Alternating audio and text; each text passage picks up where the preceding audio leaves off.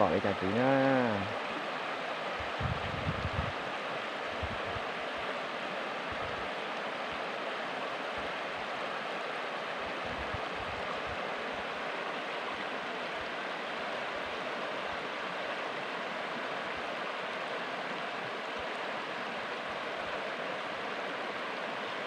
Wow, mà cái tủ thế nào, cái tí này.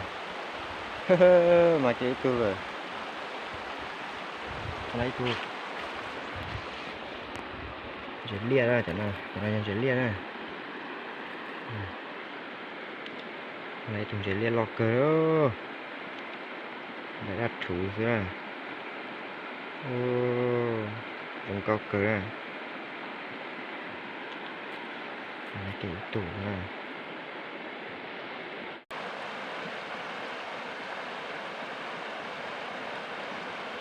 Ô, mà cái tủ thế nào.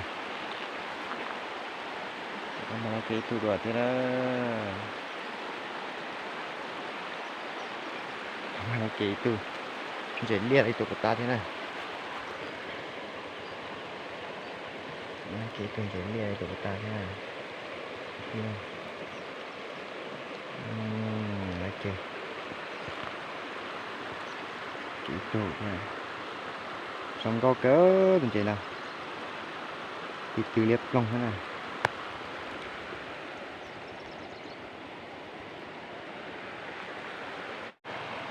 Nó mà biết tu lợi chỉ tỏ lại cái phần một cái chén á, một cái to bé chơi. Chỉ là giờ là nụ phần nó đây, nó sẽ có tỏi nhá này.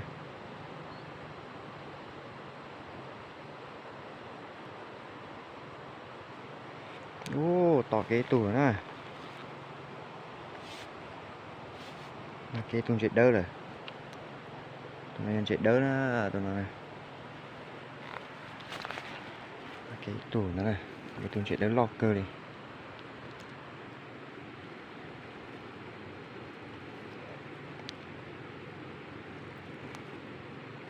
Cái tủ chết đỡ locker đi ơi. Không có cơ đi.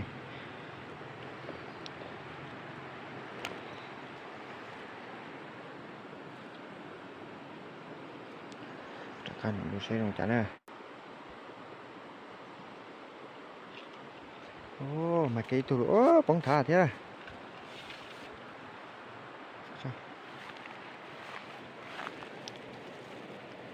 Bọc lại bóng thả đâu phải nào này. Tí nè. Tủ chết lia, locker đi.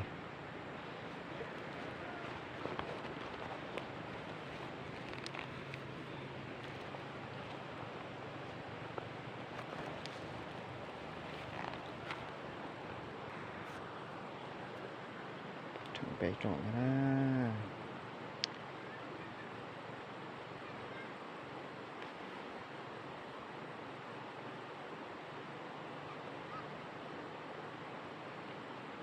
Sẽ được tỏi chả này. Ô, mà cái tủ thế này nè. Mà cân có à, phải nó này. Cái tủ chạy đơ. Nó là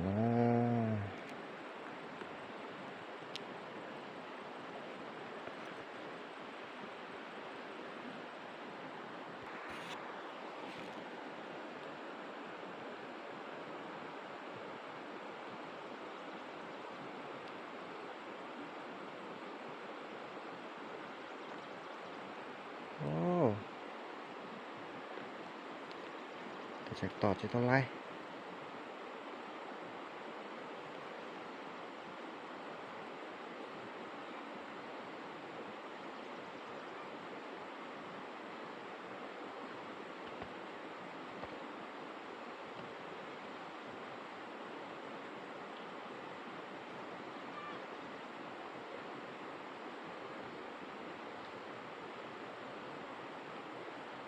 Ô, con thả thế à. Thôi chỉ tao lấy tụi bé trong nhà chạy bông thế à. Ô,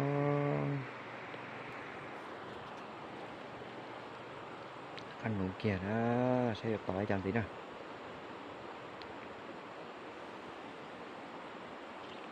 Ô, mà cái tủ đó là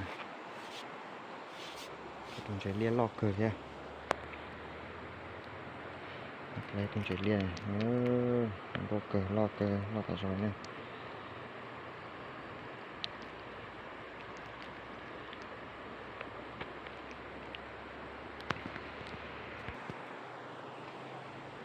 cặp bỏ cái trâu xe tỏi lấy chăn gì thế đó mà cần cố ra còn nó này bà đây mình đang chơi tỏi cần cố ra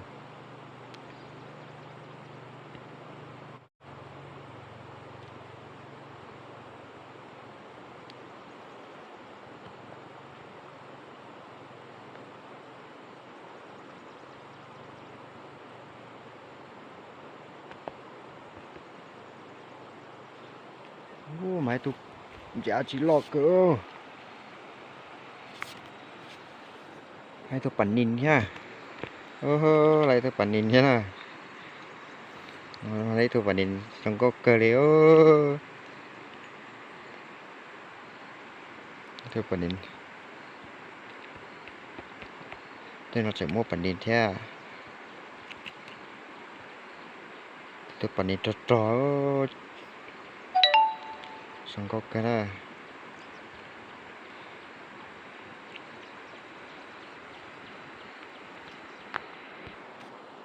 đó giờ ta ăn lục rồi thôi ta phải nói sẽ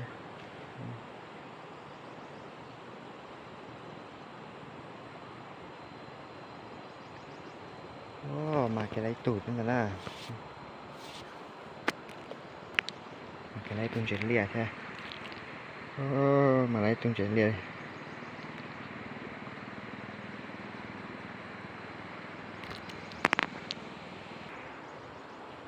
chắc ăn lục rồi đó chắc ăn bỏ tầm bể rồi xem mình tọt đi chán gì nè chị thiệt rồi rơi tới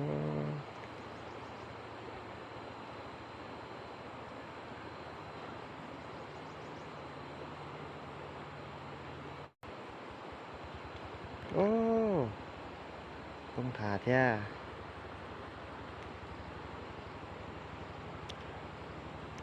sẽ chắc ăn đủ đùa đó cô mà tới tôi chỉ mà bong lại nha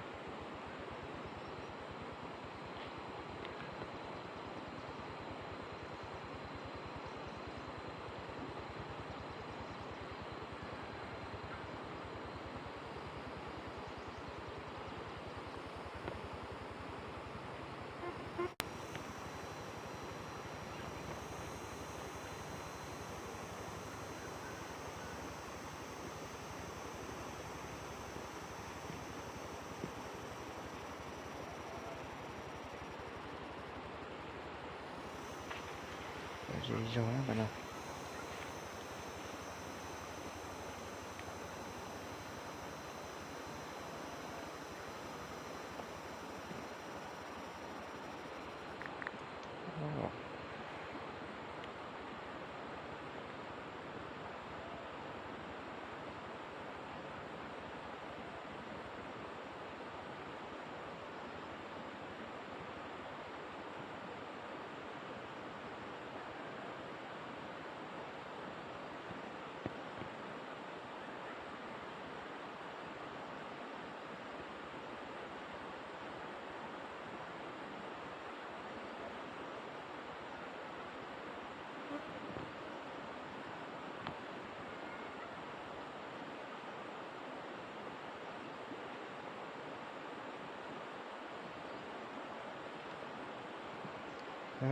chỉ tỏ lại chỉ bên núi non là thế đó chả không gì đâu